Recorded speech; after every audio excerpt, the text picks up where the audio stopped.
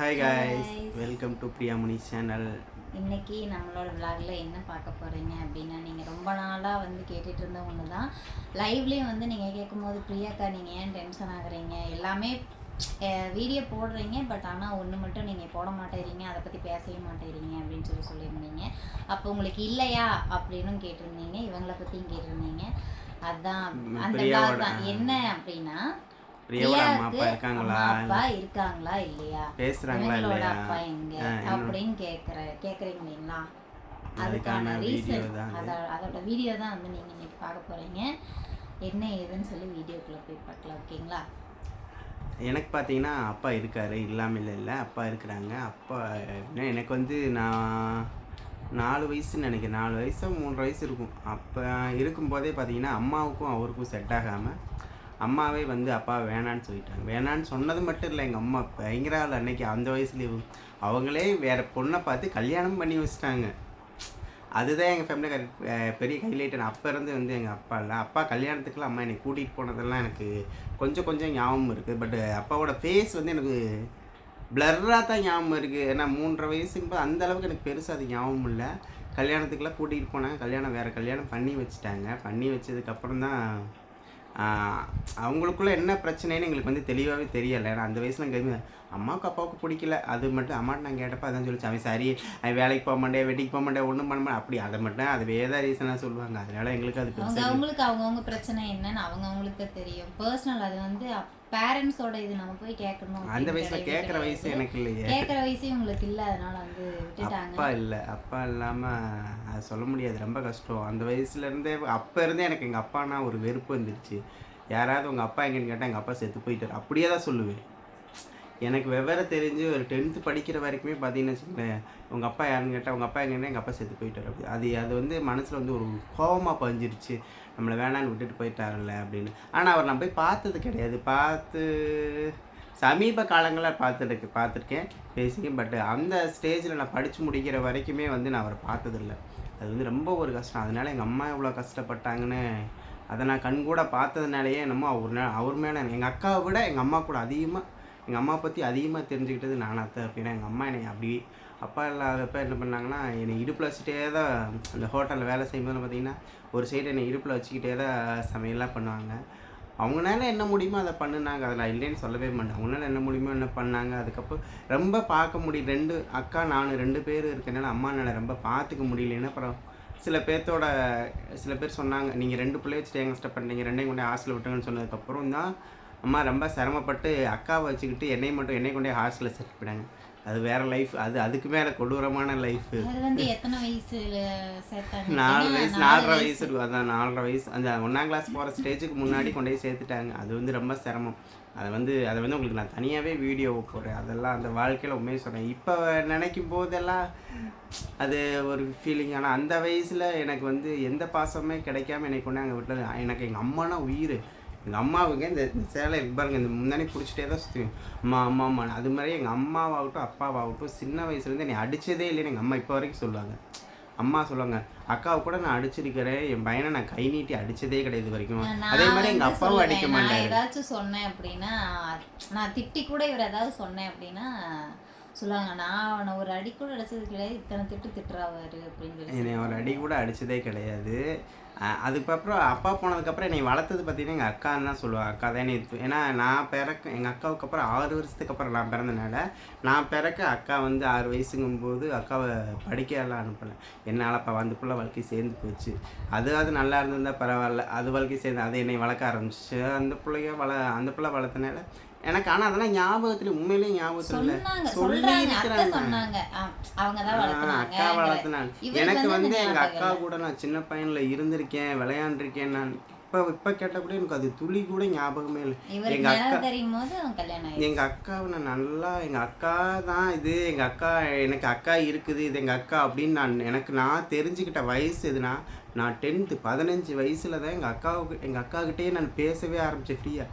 அது வரைக்கும் எங்கள் அக்கா ஒன்று இருக்குது, அக்கா என்ன தான் வளர்த்துருக்குங்கிறதெல்லாம் தெரியுமே தவிர எங்கள் அக்காவோட நான் விளையாட எனக்கு அதெல்லாம் ரொம்ப எப்படி சொல்லி இப்போலாம் அக்கா தங்கச்சி இவங்களாம் அது அண்ணன் தம்பியில் விளையாடுறதை பார்க்கும்போது எனக்கு ரொம்ப நம்ம அக்கா கூட நம்ம இப்படி இல்லையே அப்படின்னு நிறைய நாள் வருத்தப்பட்டுருக்கிறேன்.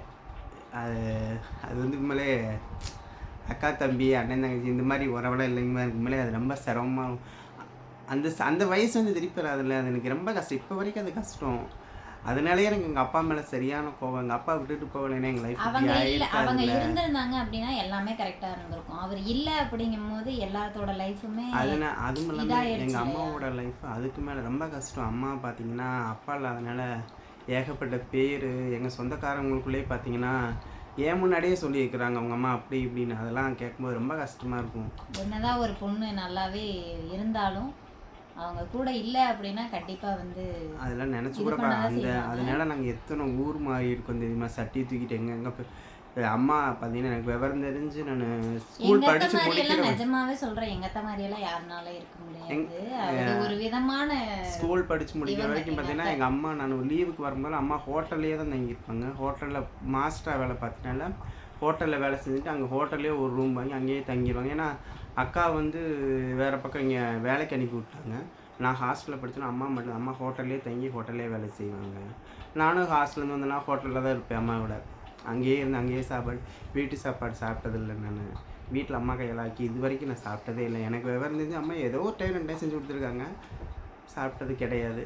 அதுக்கப்புறம் நான் படித்து முடிச்சுமே வேலைக்கெல்லாம் போகும்போது கூட ஹோட்டலில் அங்கங்கே போய் வேலை செஞ்சா ஹோட்டலில் சாப்பிட்றது கிடையாது. இப்படியே தான் போயிடுச்சு.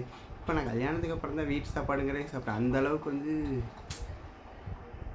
ஸ்டார்டிங் ஆரம்பமே வந்து நம்ம தலையெழுத்து ரொம்ப கோணலாக படைச்சிட்டேன். ஆண்டவன் அநியாயத்துக்கு கொடூரம். ஆனால் நான் ரொம்ப மிஸ் பண்ணுற ஒரு உறவுனா வந்து அப்பா என் கூட இருந்தால் என் லைஃப் இந்த அளவுக்கு இருந்திருக்காது அப்படிங்கிறேன்னா. அப்பா ஒரு மோட்டிவேஷனாக இருந்திருப்பார். அப்பாவை பார்த்து சில விஷயங்கள் நம்ம கற்றுருந்துருப்போம். அதேமாதிரி எங்கள் அக்காங்கிற உறவு நான் ரொம்ப மிஸ் பண்ணேன் அந்த வயசில். அவங்க எங்க அத்தை மாதிரி தான். எப்படி சொல்றது அப்படின்னா எல்லாருமே இருக்கு, எல்லா பிரதர்ஸ் அண்ட் எனக்கு எங்கள் அக்காவுக்கு ஒரு பாண்டிங்கே இல்லாமல் போச்சு. நல்ல பாசமா இருக்கிறவங்களே கல்யாணத்துக்கு அப்புறம் வந்து பாத்தீங்கன்னா பிரிவினை ஆயிரும். அப்ப இருந்தே டச் இல்ல. ஆனால் எனக்கு எப்போ இருந்துச்சு ஆனால் எங்கள் அக்கான்னு 10th அப்புறம் எங்கள் அக்கா மேலே எனக்கு பாசம் அதிகமாக தான் இருந்துச்சு. அப்புறம் கால சூழ்நிலை இப்பயும் பாசம்லாம் இல்லாமல் இல்லை. அவங்க வேலையை பார்க்குறாங்க. அவங்க லைஃபுக்கு தேவையானதை என்னால் செய்ய முடியலைங்கிறது உண்மை. ஏன்னா அவங்களோட லைஃப் இப்போ என் லைஃப் அதுக்கு மேலே இருக்குது. அவங்க லைஃப் அதை விட மோசமாக இருக்குது. எங்கள் அம்மாவை நிறையா நாளில் திட்டியிருக்கிறேன் நான். ஏமா எங்களை எல்லாம் பெத்த அம்மா சொன்னாங்க, நீ பிறக்கும் போதே வந்து இறந்து தான் பிறந்த, இறந்து தான் பிறந்த. அதனால வந்து நான் நிறைய நாள் கேட்டிருக்கேன், என் அம்மா செத்த இருந்தெல்லாம் அப்படியே நீ விட்டுருந்தா என் வாழ்க்கை நிம்மதியாக போக முடியாது. என்னை நீ காப்பாற்றி இப்படி என்ன சந்தோஷத்தை நான் வாழ்க்கையில் கண்டுட்டேன். அதுவும் இல்லாமல் இவரை ஒரு 4.5 வயசோ 3 வயசோ இருக்கையில பக்கத்தில் வந்து கேட்டாங்களாமா தோப்பு. அவங்க கவுண்டரு அவங்க தான் வந்து இவங்களை பார்த்துட்டு இருந்திருக்காங்க. நீங்கள் வந்து பையனை என்கிட்ட கொடுத்துரு, நான் வந்து வளர்த்துறேன், பையனை நல்லா படிக்க வைக்கிறேன் அப்படின்னு கேட்டதுக்கு இவங்க அம்மா அங்கேருந்து சட்டிவானையில் தூக்கிட்டு வேற ஊருக்கு போயிட்டாங்க. என் பையனை கேட்குறாங்க அப்படின்னு சொல்லிட்டு நான் கொடுக்க மாட்டேன் அப்படின்னு சொல்லிட்டு வந்துட்டாங்க. இவர் சொல்லுவார், நீ பெசாம எனக்கு கொடுத்துருந்தீங்கன்னா நான் நல்லா படிச்சுட்டு படிச்சு வந்துட்டு வந்துருக்கல. ஏமா எனக்கு வாழ்க்கையில் கொஞ்சமாக சந்தோஷங்கிறது பார்த்தா தேடி பொறுக்கி தான் எடுக்கணும். பொறுக்கி எடுக்கிற மாதிரி தான் அங்கங்கே தான் சந்தோஷம்னு இருக்கும். பெருசாக எந்த சந்தோஷத்தையுமே நான் ஆசைப்பட்டுன்னு அம்மா வேணுங்கிறது வாங்கி கொடுப்பாங்க, இல்லைன்னு இல்லை. ஆனால் எனக்கு வந்து கிடைக்க வேண்டிய வயசில் அந்த பாசம் எனக்கு கிடைக்கும். ஹாஸ்டலில் கொண்டு போய் விட்டனால ரொம்ப சிரமப்பட்டேன். அம்மா பாசம் இல்லாமல் ரொம்ப கஷ்டப்பட்டேன். நிறைய நாள் ஏங்கி இருக்கிறேன், அழுது இருக்கிறேன். அதெல்லாம் பெரிய விஷயம். அது வந்து ஸ்கூல் லைஃபாக கண்டிப்பாக நான் உங்களுக்கு ஒரு ஸ்டோரியை போகிறேன். அது வந்து என்னதான் அது ஒரு இதாக இருந்தாலும் நான் அந்த அனுபவம் வந்து அது வேறு மாதிரி இருந்துச்சு. அப்பா எல்லாம் ரொம்ப சிரமப்பட்டிருக்கிறேன். எங்கள் அப்பா வந்து பிரிஞ்ச ரீசன் வந்து எனக்கு சரியாக தெரியாது. பட் அவங்களுக்குள்ள மிஸ் மேட்சிங் அப்படிங்கிறது மட்டும் எனக்கு தெரியும். ஆனால் அக்கா வந்து இப்போ வரைக்கும் அக்கா போய் பார்ப்பாங்க, பேசுவாங்க.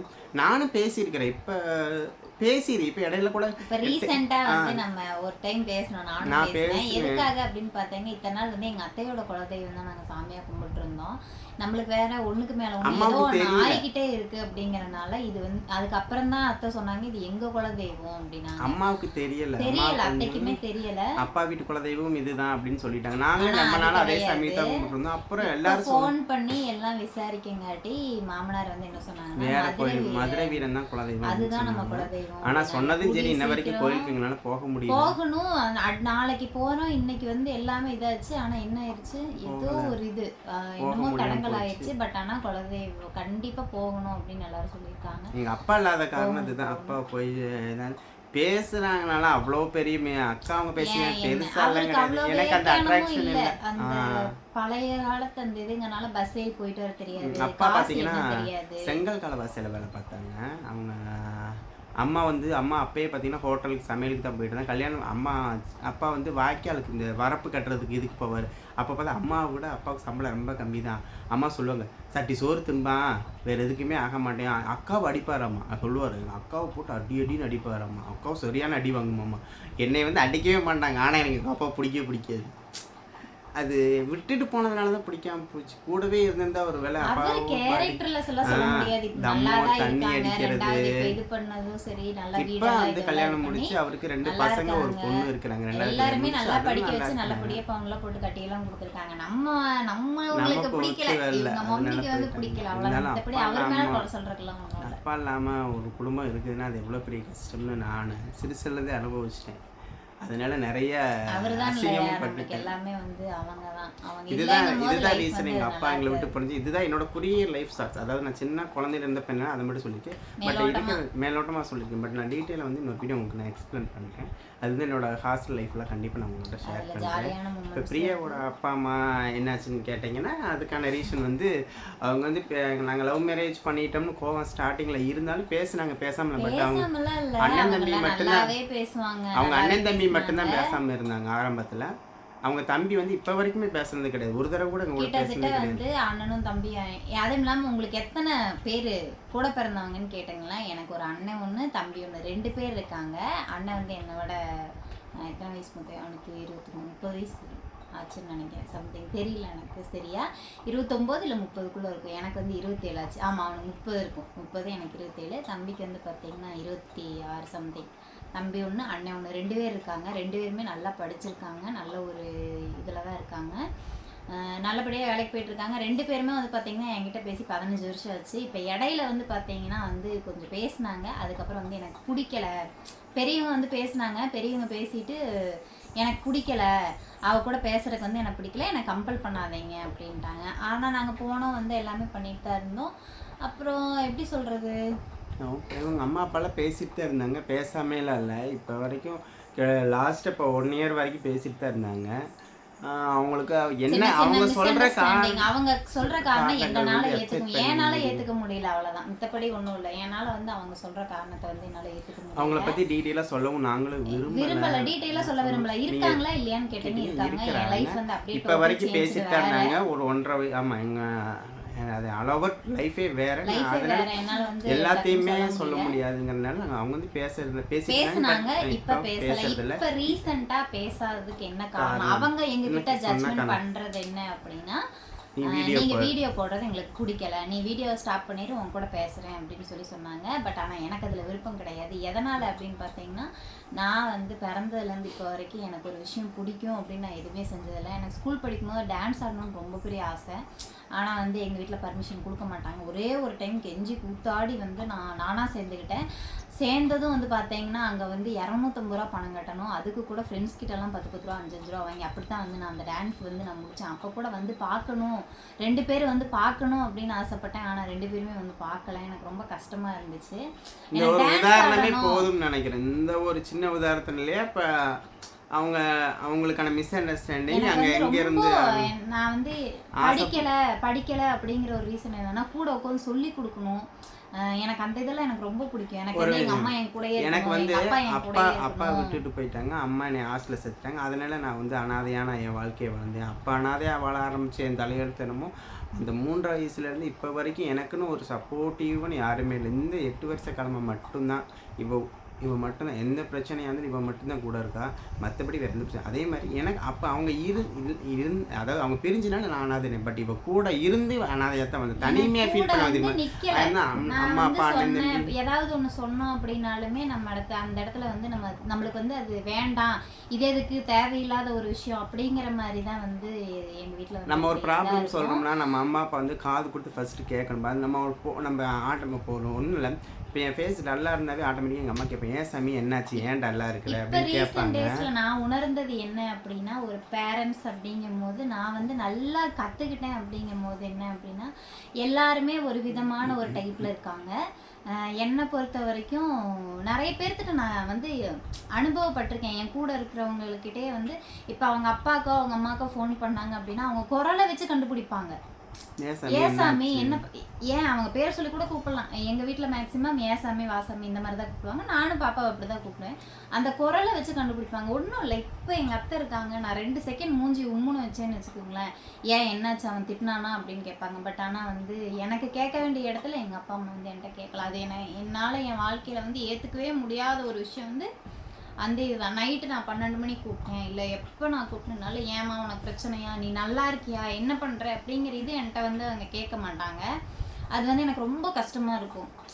நான் அப்படி என்ன தப்பு பண்ணிட்டோம், அப்படி என்ன நம்ம இதா போயிட்டோம் அப்படிங்கிற அந்த இது வந்து எனக்கு ரொம்ப நிறைய சொன்னோம்னா அப்புறம் அது ஆமா நான் நிறைய சொல்லிட்டேன் அப்படின்னா இது ஒரு பிரச்சனையா கிரியேட் ஆயிரும். அதனாலதான் இப்போ அவங்கள பத்தி பேசுறதுக்கு எங்களுக்கு கொஞ்சம் துளி கூட விருப்பமே இல்லை. இதோட அவங்க கூட ஏன் பேசலைன்னா அவங்க சொன்ன ரீசன் இதுதான், நீங்க வீடியோ போடாதீங்க நாங்க பேசலாம். வேற வேற காரணம் இருக்கு, ஆனா அவங்க வந்து கையில எடுத்த காரணம் வந்து இதுதான். அதுவும் இல்லாம அப்ப நான் அவங்கள வந்து ரெஸ்பான்சிபிலிட்டியா நடத்தல அப்படின்னு சொல்றாங்க. நான் அவங்கள மதிக்கல அப்படிங்கிற மாதிரி ஒரு வார்த்தை சொன்னாங்க. பட் எனக்கு தெரிஞ்சு நான் அப்படி இருந்தது கிடையாது. யாருமே என்னை விட வயசு கம்மியா இருந்தாலுமே அவங்களுக்கு மரியாதை கொடுத்து பேச அவங்க மரியாதை நடத்தணும் மட்டும்தான் எனக்கு தெரியுமே தவிர யாரையும் ரெஸ்பான்ஸ் இல்லாம நான் பண்ண மாட்டேன், பேசவும் மாட்டோம். ஓகே, அது அவங்களோட ஒப்பீனியன், அதை நம்ம சொல்ல முடியும். எங்கள்கிட்ட சொன்ன ரீசன் வந்து நீங்க வீடியோ போடுறது பிடிக்கல. ஆனா பட் என்னை பொறுத்த அவங்க வந்து அது பேசாத அவங்களோட. ஆனா என்னோட கான்செப்ட்னா உனக்கு பிடிச்சதை நீ பண்ற, அதை யாருக்காக விட்டுக்கொடு. நானே சொன்னாலுமே உனக்கு பிடிச்சதை நீ பண்ணு, அதுல எந்த தவறும் இல்லை. நீங்களும் எல்லாருமே சொல்லுவீங்க இதெல்லாம் தேவையா, கமெண்ட் பாக்ஸ் ரொம்ப இதா வரும், இவரையும் சரி என்னையும் சரி எல்லாம் வந்து ரொம்ப இதா தான் பேசுறாங்க. நான் என்ன சொல்றேன் அப்படின்னா, ஒரு கல்யாணம் ஆன பொண்ணுக்கு பின்னாடி நாங்கள் ஒரு விஷயம் பண்ணுறோம் அப்படின்னா எனக்கு பின்னாடி வந்து இவர் இருக்கிறனால தான் நான் பண்ணுறேன், இவர் கொடுக்குற அந்த தைரியத்தினால பண்ணுறேன், எல்லாமே ஓகே தான். பட் ஆனால் ஒரு திருத்தம் என்ன அப்படின்னா, எனக்கு பின்னாடி இவர் இல்லை, எனக்கு முன்னாடி இவர் இருக்கிறனால தான் எதா இருந்தாலும் தைரியமாக நான் பண்ணுறேன். ஓகேங்களா, இது வந்து என் லைஃப்பில் இது எனக்கு கூட நிற்கணும் அப்படின்னு நான் ஆசைப்பட்டேன். என் பேரண்ட்ஸை வந்து எனக்கு எல்லா இடத்துலையும் என் கூட நிற்கல, எல்லா இடத்துலையும் எனக்கு கைட் பண்ணணும், என் ஃப்ரெண்டாக என் கூட இருக்கணும், நான் என்ன சொன்னாலும் அவங்க கேட்கணும் அப்படிங்கிற ஒரு மனப்பக்குவம் எனக்கு ஸ்கூல் படிக்கையிலேருந்தே இருந்தது. பட் ஆனால் எந்த இடத்துலையுமே இல்லை. நான் சொல்கிறேன் எனக்கு இப்படி ஒன்று நடக்குது, எனக்கு ஒன்று இப்படி இருக்குது, எனக்கு அந்த இடத்துல அது பிடிக்கல அப்படின்னு நான் சொல்லும் போது அப்படியா சரிம்மா அப்படிங்கிற. ஆனால் வந்து நான் ஒன்று சொன்னேன் அப்படின்னால அந்த இடத்துல அடிதான் விழுகும். அதனால அவ்வளோ சீக்கிரம் எதையுமே ஷேர் பண்ணிக்கல. என் 11 வயசில் பெரிய ஒரு இது நடந்துச்சு, அதையுமே சொன்னேன். பட் ஆனால் அதுவுமே ரெஸ்பான்ஸ் கிடையாது. அதனாலே என் வாழ்க்கை வந்து தரம் புரண்டுருச்சு அப்படின்னே சொல்லலாம். உண்மையாலுமே அதுதான். இப்போ வந்து அவங்க பேசாத ரீசன் வீடியோ போடுறது, அவ்வளோதான். இவங்களுக்கு வந்து எங்கள் அத்தை எங்கள் கூட தான் இருக்காங்க. மாமா அப்பா வந்து இல்லை, மாமனார் வந்து இருக்காங்க, கல்யாணம் முடிச்சு அம்மா இருக்காங்க, எங்க பேரண்ட்ஸ் சரி என்ன அப்படி என்ன இது அப்படின்னா அப்படிலாம் ஒண்ணும் கிடையாது. அவங்க பிடிக்கல, அவங்க பேசல, அவ்வளவுதான். மத்தபடி ஒண்ணும். பாப்பா பிறந்தப்போ சரி அதுக்கப்புறமும் சரி பேசிட்டு தான் இருந்தாங்க, நல்லா தான் பேசிட்டு இருந்தாங்க. பர்சனல் ரீசன் அவங்களும் எங்க கிட்ட இதுதான் அப்படின்னு சொல்லல, நாங்களும் அவங்க கிட்ட இதுதான் அப்படின்னு கடைசியா சொன்னது வீடியோ பிடிக்கல. அதுல வர கமெண்ட்ஸ் உங்களை தாங்க சார், கமெண்ட்ல ஒரு மாதிரி கமெண்ட் தான் சொன்னாங்க. வீடியோ போடுறத ஒரு பக்கம் இருந்தாலும் கமெண்ட்ஸ் வந்து இப்படி வருது, இதெல்லாம் தேவையா அவசியமா அப்படிங்கிற மாதிரி சொன்னாங்க. அப்புறம் பேட் வேர்ட்ஸ் எல்லாம் யூஸ் பண்ணாங்க. அதனால வந்துட்டு பார்த்தீங்கன்னா வேண்டாம், சரி ஓகே, அது அவ்வளோதாங்க. இதுதான் எங்கள் ரீசன். நீங்கள் கேட்ட அந்த கேள்விக்கான பதில் வந்து இதில் இருக்குன்னு நினைக்கிறோம். நீங்கள் என்ன கேட்டீங்க, பிரியாவோட அப்பா அப்பா என் பேசுகிறது இதுலேருந்து உங்களுக்கு ஒரு கிளாரிஃபை. பட் ஏதோ ஒரு பர்சனலாக ஒரு பிரச்சனை உங்களுக்குள்ள இருக்குது, ரீசன் நிறையா இருக்குது, எல்லாத்தையுமே சொல்ல முடியாது. சொல்லக்கூடிய இதுல சொன்னோம்னா அது அப்போ நாங்கள் இப்படியா அப்படிங்கிற மாதிரி வேற மாதிரி அது வேண்டியதில் உணர்ச்சி வசப்பட்டு நிறைய விஷயங்களை வந்து ஷேர் பண்ணலாம். இருந்தாலும் சில விஷயங்கள் வந்து இப்போ என்னோட வாழ்க்கையை கேட்குறீங்களா, என் வாழ்க்கையை வந்து நான் ஓப்பனாக சொல்லுவேன். ஏன்னா எனக்கு பொறுத்த வரைக்கும் எனக்கு எந்த பயமும் இல்லை. ஏன்னா சின்ன வயசுலேருந்து நான் அனுபவிச்சது தான், எங்கள் அம்மாவுக்குமே தெரியும் நான் என்ன கஷ்டப்பட்டிருக்கேன். அதில் வந்து அது வந்து யாரும் என்னை வந்து நீ சொல்லாதேன்னு என்னை தடுக்க முடியாது. நான் எனக்கு என் லைஃப்பை நான் சொல்கிறதுக்கு நான் ரெடியாக இருக்கிறேன். கண்டிப்பாக என் லைஃப் நான் சிறுசுலேருந்து பட்ட கஷ்டம் கண்டிப்பாக ஒரு லைஃப்பை நான் ஒரு வீடியோ நான் கண்டிப்பாக போடுறேன். அதுதான் இதான் ரீசன். ஓகேங்களா, எனக்கு நிறைய இருக்காங்க, எல்லாருமே நம்ம வீடியோவும் பார்ப்பாங்க, அது நம்மளுக்கு நல்லாவே தெரியும். அதாவது நம்ம கிட்ட தான் அவங்க பேசலையே ஒழிஞ்சு மற்றபடி நம்மளை நல்லாவே வாட்ச் பண்ணிட்டு தான் இருக்காங்க, நம்மளுக்கு நல்லாவே தெரியும். இன்னொரு விஷயம் என்னன்னா, எல்லாருமே எங்க கூட பேசுவாங்க, பேச மாட்டாங்கன்னு கிடையாது. நாங்க தான் ஒதுங்கிட்டோம். அதுதான் உண்மை. அதுதான் உண்மை. எல்லாருமே எங்க எங்க கூட வீட்டு சைடும் பேசுவாங்க. பார்த்தீங்கன்னா எனக்கு சொந்தக்காரங்க ஃபுல்லா இருக்காங்க, பேசுவாங்க. இவரா சின்னதுல இருந்து நானே ஒதுங்கிட்டாரு, என்ன கூட்டிட்டு போனதில்ல. அதனால எனக்கு யாரையும் தெரியாது. எங்க இதுல எல்லாருமே பேசுவாங்க, நாங்களா ஒதுங்கிட்டோம். லைட்டா ஒதுக்குற மாதிரி எங்களுக்கு ஃபீல் ஆச்சு. எனக்கு ஃபீல் ஆச்சு, பர்சனல் எனக்கு ஃபீல் ஆச்சு. அதனால நான் ஃபுல் அண்ட் ஃபுல் நான் வந்து வேண்டாம், சரி ஓகே நம்ம ஓகே லவ் மேரேஜ் எனக்கு ஒரு அப்படின்னாவே சின்ன அப்படித்தானே விஷயம், அப்படின்னு நாங்கள் சொல்லிட்டு ஒருத்தர் வந்து ஒதுங்கிட்டோம். என்னை அவ்வளவுதான். பொறுத்த வரைக்கும் ஒரே ஒரு சின்ன விஷயம் என்னன்னா, ஒருத்தர் வந்து நம்மளை பிடிக்கல அப்படிங்கிறத அவங்க டைரெக்டாக சொல்லணும்னு தான் எனக்கு கிடையாது. அவங்களோட அவங்களோட மூமெண்ட்லயே நம்ம ஆட்டிடியூடு, அவங்க தெரிஞ்சுக்கலாம். மூமெண்ட்லேயே மேக்ஸிமம் நான் தெரிஞ்சுக்காது. யாராக இருந்தாலும் சரி, எப்பேற்பட்டவங்க பிடிக்கல அப்படின்னு தெரிஞ்சா நான் அதுக்காக அவங்கள்ட்ட போய் கேட்க மாட்டேன், ஏன் என்னை ஏன் பிடிக்கல பிடிக்கல அப்படிலாம் கேட்க மாட்டேன். பிடிக்கலங்கிறதுக்கு ஓகே ரீசன் நம்ம பிடிக்கலன்னு கேட்டோம்னா தெரிஞ்சு 1000 ரீசன் போச்சுன்னா நான் சொல்லுவாங்க. என்ன பண்ணுவேன், அந்த பாதையில் கூட நான் நடக்க மாட்டேன். அது யாராக இருந்தாலும் சரி, அது என் கூட பிறந்த அக்காவாகவே இருந்தாலும் எனக்கு வந்து அது வந்து சின்ன வயசுலேருந்து எனக்கு ஒரு பழக்கம். அது யாருமே கூட படித்த ஃப்ரெண்டாகட்டும், யாரும் பிடிக்கல அப்படின்னு தெரிஞ்சிச்சுனாவே எந்த ரீசன் கொண்டும் நான் அவங்க பக்கமே போகவே மாட்டேன். அது எப்பேற்பட்ட சூழ்நிலை வந்தாலும் அவங்கக்கிட்ட 10 ரூபா வாங்கி அக்கா இந்த வேறு வழியில் நீங்கள் அவங்ககிட்ட தான் வாங்கி ஆகணும், வாங்க தான் நீங்கள் வாழ முடியும்னா கூட அப்போ கூட நான் அதை கேட்கணும். அதுக்கான அனுபவம்லாம் நிறைய பாடம் நான் அனுபவிச்சிருக்கேன். அதையும் கண்டிப்பாக நான் சொல்கிறேன். அதனால் வந்து அவ்வளோ சீக்கிரம் ஒருத்தர் பிடிக்கல அப்படின்னு நம்மளை அவாய்ட் பண்ணுறாங்கன்னு தெரிஞ்சாவே நான் அந்த இடத்துலயே இருக்க மாட்டேன். அவங்கள விட்டு விலகி போகத்தான் பார்ப்பேன். அவங்கள பிடிக்கலன்னு ஆகிப்போச்சு, அப்புறம் ஏன் இதுக்காகலாம் ஒருத்தர் பிடிக்கலன்னு சொன்னாங்கன்னு நிறையா கஷ்டப்பட்ட காலம்லாம் இருக்குது. அதெல்லாம் அவாய்ட் பண்ணி நிறைய வெளியிலேயும் வந்திருக்கிறேன். நான் என்ன சொல்றேன்னா, ஒரு நீங்க எல்லாருமே வந்து பிரதர்ஸ் அண்ட் சிஸ்டர், அப்பா அம்மா ஆனால் இப்போ வந்து எனக்கு எல்லாருமே நிறைய இருப்பீங்க, சிஸ்டர்ஸ் கிடைச்சிருக்கீங்க. பார்ப்பீங்க. எல்லாத்துக்குமே சொல்ற ஒரு விஷயம் நான் என்ன சொல்லுவேன் அப்படின்னா, என் லைஃப்ல நடந்த ஒரு விஷயம் நான் உங்ககிட்ட ஷேர் பண்ணிக்கணும்னு ஆசைப்படுறேன். என்ன அப்படின்னா, உங்க அண்ணனோ தங்கச்சியோ உங்க குழந்தைகளோ, நீங்க பெத்த குழந்தைகளோ யாரா இருந்தாலும் சரி, ஒரு தப்பு பண்ணிட்டாங்க அப்படின்னா அவங்க வந்து கொலை குற்றவாளியோ, அவங்க தீண்டத்தகாதவங்களோ அப்படியெல்லாம் தயவு செஞ்சு அவங்கள ட்ரீட் பண்ணாதீங்க. ஒரு சின்ன வயசுல பண்றது ஒரு தப்பு வந்து தெரியாத தப்பு. ஒரு விஷயம் நல்லா அந்த தெரிஞ்சுங்க. தப்பு ஒரே நிமிஷம் ஒரு நிமிஷம் ஒரு இருங்க. நிமிஷம் பொறுங்களேன். இப்போ வந்து தப்புக்கும் தவறுக்கும் நிறைய வித்தியாசங்கள் நம்ம கேள்விப்பட்டிருந்தீங்களா? அது குறிப்பிட்ட வயசுக்கு முன்னாடி நம்ம தெரியாமல் பண்ணுறது வந்து தவறுகள். அதை வந்து நம்ம திருத்திக்கலாம். தப்பத்தான் நம்ம திருத்த முடியாது, ஓகேங்களா? தவறுங்கிறது வந்து நம்ம செய்யாமல் அறியாத வயசில் தெரியாமல் செய்கிற தவறை வந்து ஒரு ஃபேமிலிக்குள்ளே இருக்கும்போது அதை திருத்தி கொண்டு வரணும். இனிமேல் நீ இதை பண்ணாதேன்னு சொல்ல அப்பா ஸ்தானத்தில் இருக்க வேண்டிய அண்ணன், சரிங்களா, தம்பி வந்து நமக்கு எப்போவுமே கூட இருப்பாங்க. நீங்கள் அவங்க அண்ணன் தம்பிங்கிற உறவு வந்து பார்த்திங்கன்னா, ஒரு பொண்ணு தப்பு பண்ணலான்னா எனக்கெல்லாம் எல்லா வந்து இடத்துலையும் அவங்க அதாவது அடுத்து அவளை அந்த இடத்துலேருந்து அவளை மீட்டு எப்படி காப்பாற்றி நம்ம அடுத்த லெவலுக்கு கொண்டு வரணும்னு யோசிக்கணுமே தவிர, இவள் தப்பு பண்ணிவிட்டு அவ்வளோதான் அவளை அங்கே விட அப்பா நமக்கு வேலை முடிஞ்சிடும் அப்படின்னு போனால் கூட பிறந்ததுக்கான அர்த்தமே கிடையாதுங்க. உண்மையை நான் சொல்கிறேன். நான் இவ்வளோ தூரம் நான் பேசுகிறேன். நீங்கள் இப்போ வேணால் எங்கள் அக்கா கல்யாணம் முடிஞ்சு எத்தனை பிரச்சனை. எனக்கு 15 வயசுலேருந்து எங்கள் மாமா கூட சண்டை. இன்ன வரைக்கும் எனக்கு எங்கள் மாமாவுக்கு செட் ஆகாது. எங்கள் அக்கா மேலே தப்பே இருந்தாலும் எங்கள் அக்காவை கூட்டிகிட்டு போய் நேரம் எதாக இருந்தாலும் நீ என்கிட்ட பேசும்போது எங்கள் அக்காவை கை நீட்டுற வேலை வச்சுக்கணும். ஏன்னா எங்கள் அக்காவை அவளுக்காக நான் நிற்பேன் அப்படின்னு நான் நின்றுருக்கிறேன். நான் அதை தான் சொல்ல வரேன். அதாவது எந்த குழந்தைகளையுமே தயவு செஞ்சு விட்டுறாதீங்க. இருக்கிறது ஒரு வாழ்க்கை. இன்னைக்கு வந்து செத்துட்டோம் அப்படின்னா அடுத்தது அவ்வளோதான், முடிஞ்சது. ஒரு தடவை தான் பிறக்க போகிறோம். அதுக்காக நீ இப்படித்தான் இருக்கணும், நீ அப்படித்தான் வாழணும் அப்படிங்கிற அப்படி ஒன்றும் இதாக வாழ்ந்துட மாட்டாங்க யாரும். தயவு செஞ்சு குழந்தைகளை வந்து கைவிட்டுறாதீங்க. நான் அவ்வளோதான் சொல்லுவேன். அண்ணனா இருக்கட்டும், அண்ணனா இருந்தாருன்னா அடுத்த அப்பா வந்து நீங்கள் தான். உங்களை தான் வந்து எல்லாமே இதாக பார்ப்பாங்க, எல்லாமே இது பண்ணுவாங்க. தயவு செஞ்சு உங்கள் தங்கச்சிங்களை வந்து மகளா குழந்தையா பாருங்க. உங்க பொண்ணு ஒரு தப்பு பண்ணா நீங்க எப்படி ட்ரீட் அப்படி அதை பாருங்க. தாண்டி அதை விட்டு கூட அதே இடத்துல அவளை வந்து விட்டுட்டு போயிடல அப்படின்னு நினைக்காதீங்க. தயவு செஞ்சு விட்டுட்டு போயிடாதீங்க. அதெல்லாம் ஒரு அண்ணன் தம்பி கிடைக்கிறதெல்லாம் பெரிய ஒரு விஷயம். தயவு செஞ்சு யாரும் வந்து தப்பு பண்ணிடாதீங்க. தங்கச்சி தப்பே பண்ணினாலும் அவங்க உங்க தங்கச்சி 2 அப்பா அப்பே நீ இதை பண்ணாத, ரைட்ஸ் இருக்கு. நான் இருக்கேன், நீ எதா இருந்தாலும் நீ என்கிட்ட சொல்லு அப்படிங்கிற ரைட்ஸ் உங்களுக்கு இருக்கு. அண்ணா இருந்தாலும் சரி, தம்பியா இருந்தாலும் சரி. அப்பா அம்மாவை தாண்டிலும் அண்ணன் தம்பி இருக்கிறது வந்து பெரிய ஒரு பாக்கியம். எனக்கு கேட்ட பெரிய ஒரு பாக்கியம். தயவு செஞ்சு சொல்றேன், அக்கா இருந்தாலும் சரி, தங்கச்சியா இருந்தாலும் சரி, அவங்கள வந்து கை விட்டுறாதீங்க. அவ்வளோ. நீங்கள் அவங்களுக்கு பெருசாக செய்யணும்லாம் இல்லை. அவங்க அழுகும் போது ஏமா என்ன அப்படின்னு கேட்குறக்கு ஒரு ஆள் இருந்தால் மட்டும் போதும், வேற எதுவுமே தேவை கிடையாது. அம்மா அப்பால ஆரம்பிச்சு அண்ணன் தங்கச்சியில் வந்து நின்றுச்சு. ஆமா. ஓகேங்க, அவ்வளோதான் நம்ம வீடியோ. இதுக்குள்ளே நீங்கள் பார்த்தே எங்களோட பர்சனல் ப்ராப்ளம்லாம் உங்களுக்கு கண்டிப்பாக தெரிஞ்சிருக்குன்னு நான்லாம் ரொம்ப வலி. நினைக்கிறேன். நான் சொல்ல வந்தேன்னா நான் அழுதுருவேன். எனக்கு ரொம்ப சொன்னோம்னா வலி, பெயின் தேவையில்லாமல் நிறைய ப்ராப்ளம்லாம் கிரியேட்டிவ் பண்ணிடுவாங்க. நான் சிரிச்சுட்டே இருக்கேன் அப்படின்னு நிறைய பேர், நீங்கள் நல்லா சிரிச்சுட்டே இருக்கீங்க, உங்கள் சிரிப்பு ரொம்ப நல்லா இருக்குன்னு எனக்கு நிறைய பேர் வந்து இதில் கமெண்ட் பண்ணுவீங்க, இன்பாக்ஸ்லேயே சரி இதுலேயும் சரி.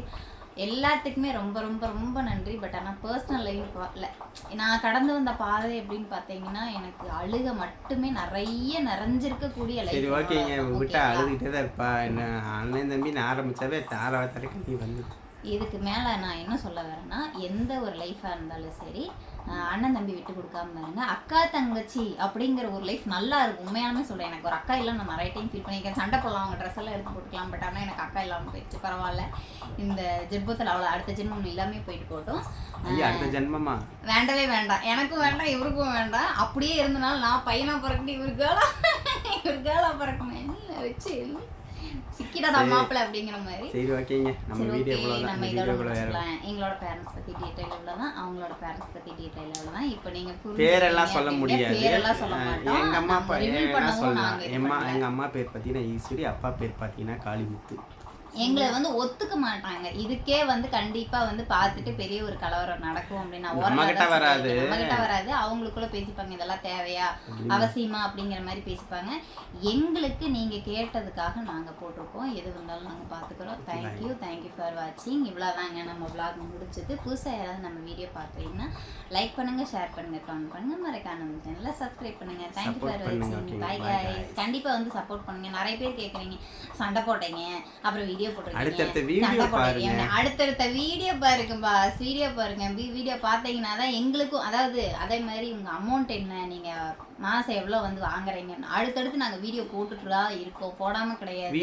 அடுத்தடுத்த வீடியோ பார்த்தீங்கன்னா நீங்க வந்து தெரிஞ்சுக்குவீங்க. நீங்க அமௌண்ட் எவ்வளவு வாங்குறீங்கன்னு கேக்குறீங்க, நீங்க வீடியோ பார்த்தீங்கன்னா தான் எங்களுக்கு காசே ஏறும். நீங்க வீடியோ பார்க்காம கேட்டீங்க, அப்புறம் எப்படி எங்களுக்கு லாபம் சொல்லுங்க? ஓகே கைஸ், நம்ம வீடியோ தான் முடிச்சுக்கலாம். ஓகேங்களா, இவ்வளோதான். ஓகேங்களா, இவ்வளோதான் முடிச்சுட்டீங்க. வாங்க, நீங்க தான் முடிச்சு விட்ட, எனக்கு தெரியாது சாமி. ஓகே பாய்ங்க. Okay bye.